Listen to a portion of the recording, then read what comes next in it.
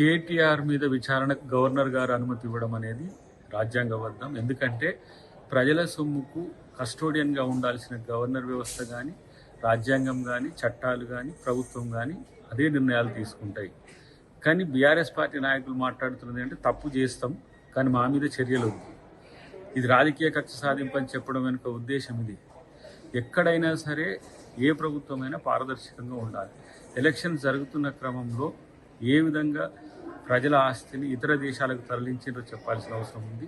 తనకు లేని అధికారాన్ని చేతిలోకి తీసుకొని ఈ ఫార్ములా కేసు రేసు విషయంలో కేటీఆర్ చేసింది ముమ్మాటికి తప్పని భావించింది ప్రభుత్వం. కాబట్టి కేసు పెట్టింది, చట్టబద్ధంగా న్యాయబద్ధంగా ఈరోజు చర్యలు తీసుకోవడానికి సిద్ధపడుతున్న క్రమంలో గవర్నర్ గారు ఇచ్చిన ఈ అనుమతి అనేది ప్రభుత్వాన్ని సపోర్ట్ చేసినట్టుగా, ప్రభుత్వం తీసుకుంటున్న చర్యలు న్యాయబద్ధమైనట్టుగా మనకు అర్థమవుతున్న పరిస్థితి. కాబట్టి ఇప్పటికైనా విచారణకు సహకరించి ఏ విధంగా ఎందుకు అలాంటి తప్పు చేయాల్సి వచ్చిందో విచారణ సంస్థల ముందు, ఏసీబీ ముందు కానీ, కోర్టుల ముందు కానీ చెప్తే మంచిది.